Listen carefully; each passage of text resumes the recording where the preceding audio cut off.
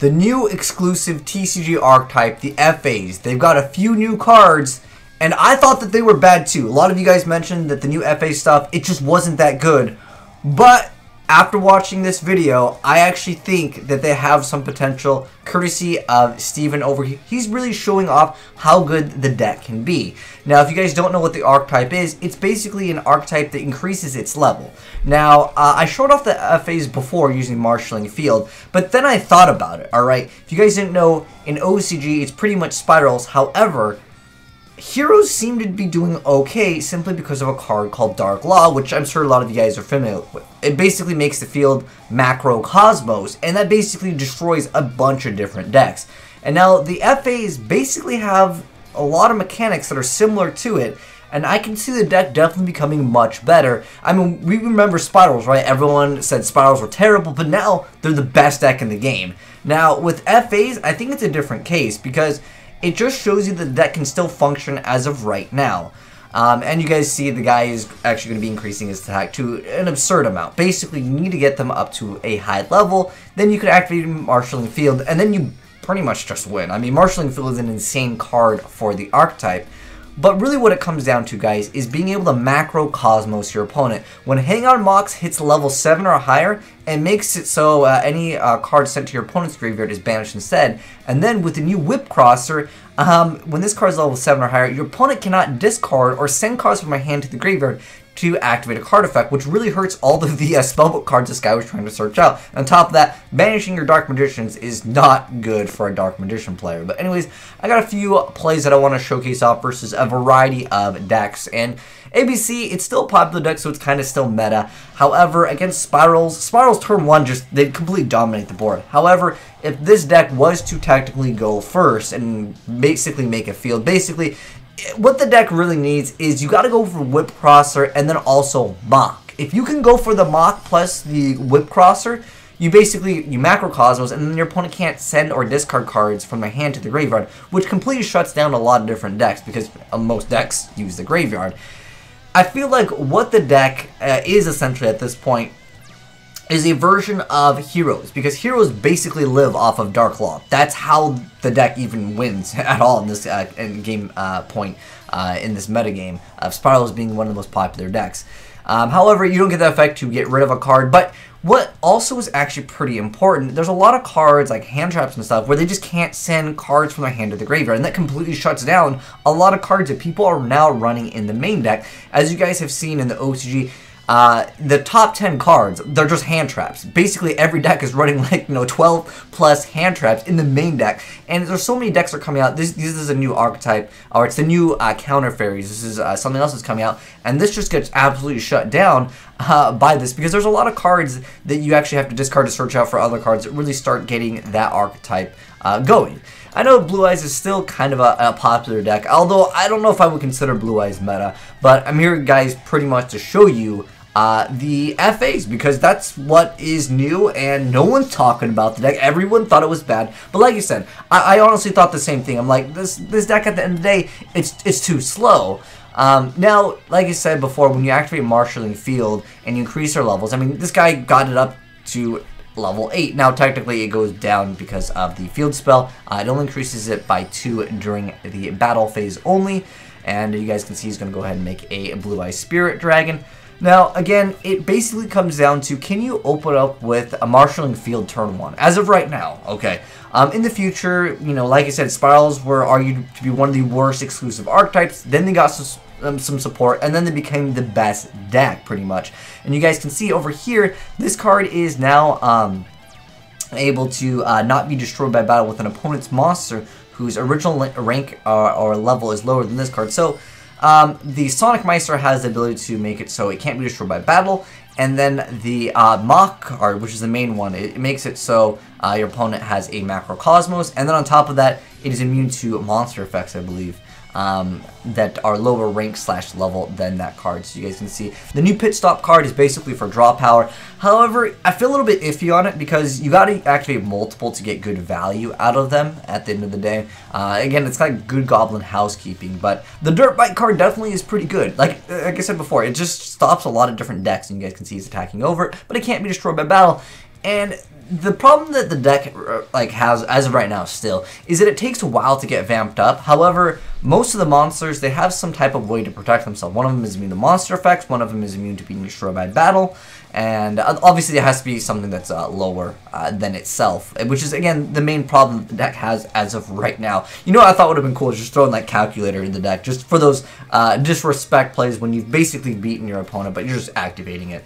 But anyways, at this point right now, for the Blue Eyes guy, he kind of relies on the Chaos Max Dragon. That's like their triumph card. That's like their best monster that they can throw out. But then when you have, you know, the FA just constantly increasing their level, yeah, he'll take some battle damage now, but eventually he will be stronger than his opponent. And that's the most important thing over here. Now he's going to go ahead and activate Set Rotation, one of the more popular cards right now in the game. But anyways, going to be having that Whip Crosser out, so now his opponent cannot discard or send cards from my hand to the graveyard to activate a card effect, which is pretty big for a lot of different decks. For draw power, for searchability, it's pretty good. Like I said, it almost reminds me of how heroes play just with the Dark Law. It's like, oh, you want to add something, you go minus. Now, the one thing that I like with this, with Dark Law, when they add something, you got to get rid of, you know, a random card. With Whip Crosser, it's just like, no, you can't even go ahead and send a card to the graveyard because it's not going to work. And on top of that, you have the Mock, which again, this card is really what makes it good. Again, this is why I think it's kind of like Heroes at the end of the day. Then we got another replay versus Blue Eyes and versus ABC. I'll show you a case off a few other replays just so you guys can see a little bit of variety. Against the Spirals, however, I feel like, again, if this deck goes turn 1, it can beat Spirals. But let's be honest, going first is kind of important nowadays, especially, again, if you guys look at the OCG and you look at the most popular cards. By the way, I'm just going to link that video down below in the description box, which talks about the top 10 cards right now in the game. And pretty much what it comes down to is everyone's playing like massive hand traps in the OCG. And again, your opponent can't discard or send cards from the hand to the graveyard. So that's pretty big. And then on top of that, you have the Mock, which makes it so it's a Macrocosmos anyway. So there's like 2 cards that can completely shut down certain decks. And I really think that that's how the deck wants to play. And the games are pretty fast with the deck. It comes down to just getting out like one of these stun cards early out, and then just saying you can't play because you're not going to be able to maybe search some cards. You're not going to be able to get over my monster via like certain effects. However, yes, I know Kaijus can stop a thing. But other than that, though, I really don't think that there's like a quick direct answer to some of the cards, because going back to the marshalling field, that card actually makes it so you can protect your monsters also, which is this card over here. So, let me mouse over the card. Anyways, well, it keeps on changing the card. If I could, hold on, let me pause it so it stops moving the card. Anyways, important thing. So, this makes it so you can't special monsters except for machine type monsters, but that's, I mean, that's the archetype anyways. But anyways, so you make it so you can declare a level from 5 to 9. All level 5 or higher machine type monsters you control become that level. Usually you want to call 9, like why wouldn't you? Anyways, if a machine type exceed monster you control would be destroyed, you could send this card to the graveyard instead. So if you decide to go for some exceeds, you have that option, which obviously this deck can, manipulate levels, so you can kind of protect your monsters, like I mentioned before with Marshalling Field. Now, unfortunately, it doesn't just protect like FA monsters. This card was made for like other like rank up exceeds, but pretty much what it comes down to is you're protecting the monsters by using this. You're increasing their levels. So even though like the XYZ, yeah, you can protect them with that. The main point of this is Marshalling Field changes their levels, which then allows them to protect themselves. Because Hang on Moth, once it becomes a higher level than whatever it's using it's unaffected by it. So it can definitely just mess up certain decks. You guys can see he's going for a Decode Talker. It's just kind of hard for some decks to deal with the FAs like early on, and after the early on point, like if this monster survives, like if any of the FAs survives, specifically the Dirt Bike or the Hang on Mock, you're pretty much winning the game, unless there's a Kaiju. But I mean, for the most part, other than that though, it's just, as you can see, he's activating Torrential. They are susceptible to spells and traps for the most part though. I did want to mention that. However, I want to say that this day and age, most of the spell and trap like negates the monster from coming out. I mean, heck, I don't know, maybe Mirror Force will be making a comeback with that. But for the most part, I think the deck is in an okay spot right now, and it could only get better. So you guys can see, he finally decided to board white with Torrential. That was a card I think is a little bit underrated, by the way, this format, because there's so many decks that would just lose to a Torrential, and no one expects a torrential tribute these days, especially when you go for some of these extensive combo plays in the TCG with Gofu, and you go for a proxy, then you make Decode Talker, then you go for like a double extra deck. You just torrential, and then they just lose. So you can see Regeki was activated over here. He actually has a Machina Mega Form over here. But I'll give you guys a deck profile for those of you guys that want to try out the deck. But for the most part, it's like a shutdown mechanic. That's really what it wants to do. We see a recall activated. I'm not sure how I feel about this card. Perhaps Greed over here is just kind of testing out some of the new stuff. Because, yeah, I enjoy seeing new cards in action. There's a lot of plays that were sent in from these replays that really make pretty good use of recall. However, I don't really like giving my opponent a card.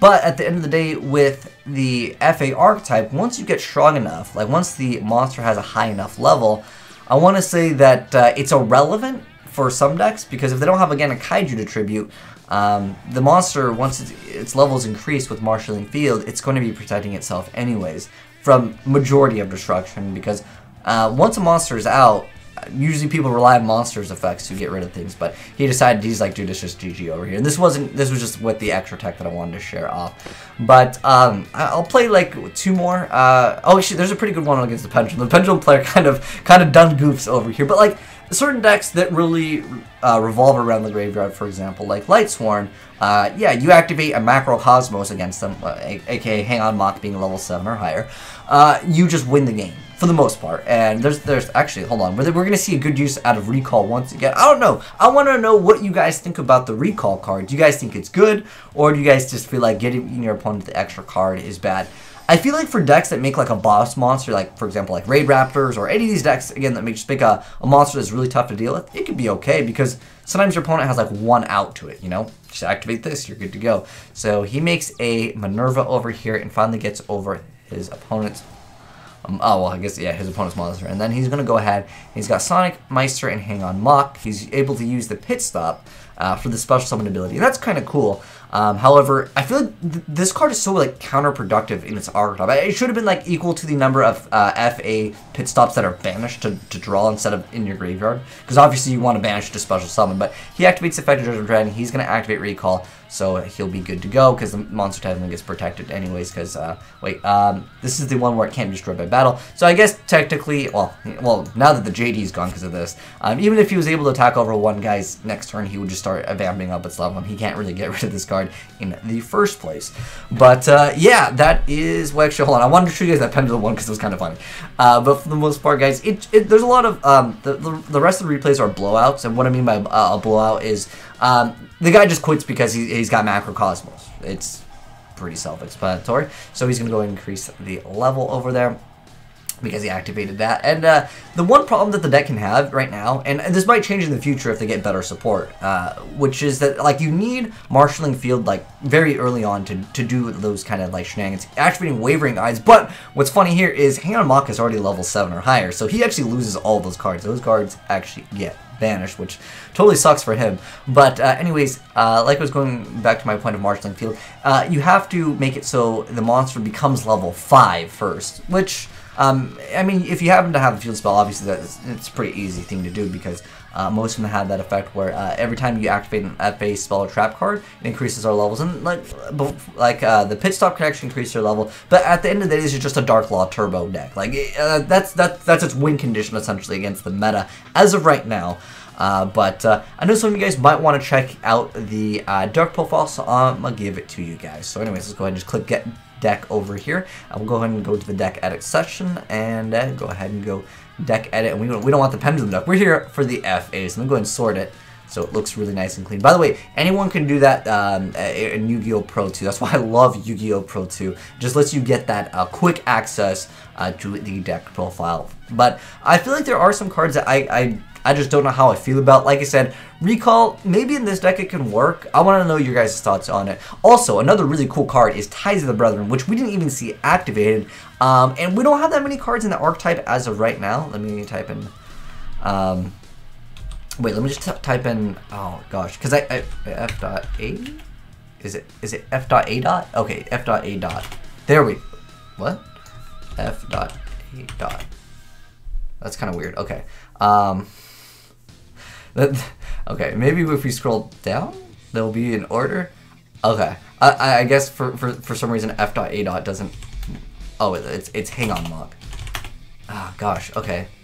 I'm trying to think of how I can just search for the FA cards in general, because obviously we have 1,000 cards here. Anyways, so I wanted to go over some of the other cards in the archetype that I think there's like one more, isn't there? But anyways, really what it comes down to, there was like a level 6 monster that was announced. I'm not sure if people just don't really like that card as of right now. I actually made a video about it a while back. But let's go over the deck profile real quick of this build. So it's got 3 copies of Hang On Mock, 3 copies of Whip Crosser, and 3 copies of Sonic Meister. That's why Ties of the Brethren is here. Going back to my point originally, which was like if you activate, you know, Ties of the Brethren, you can activate your Circuit Grand Prix over here. Just any of the other like FA cards, really. You're able to just go straight into your marshalling field, and then again you have that like instant win condition, which we didn't even see him use Ties of the Brethren, which that I'm guessing their opponents probably just quit instantly when this card was activated, because again once you have Hang On Mock and the Whip Crosser, you basically win. Sonic Meister, I'm not sure how I really feel about it. I didn't go over its effect. It can attack twice when it's 7 or higher, but the more important thing is it cannot be destroyed by battle for its protection effect. Like I said, they kind of have this like protection effect. Whip Crosser makes it so your opponent has to pay 3 life points to activate a monster effect if it's lower level or rank than the card itself. But anyways, yeah, so 3 copies of each of the level 4 FA monsters and 3 copies of Rise Bell. So this card is a pendulum card, but basically it's just used to actually increase the level of the FA cards. Just once per turn, just increase the level. It really just helps you get out the monster to make it level 5, so you can use Marshalling Field and then kind of protects the monster. 2 copies of Ties of the Brethren, 1 Raigeki, double copies of Desires, 3 copies of Downforce, which makes it so it reduces the level, but that's kind of important because it increases the level, because this only changes its level until the end of this turn, which obviously the effect to increase itself would be technically permanent. But then, during your main phase, except for this turn that this card was sent to the graveyard, you can banish this card and target FA monster you control and increase its level by 2 until the end of this turn.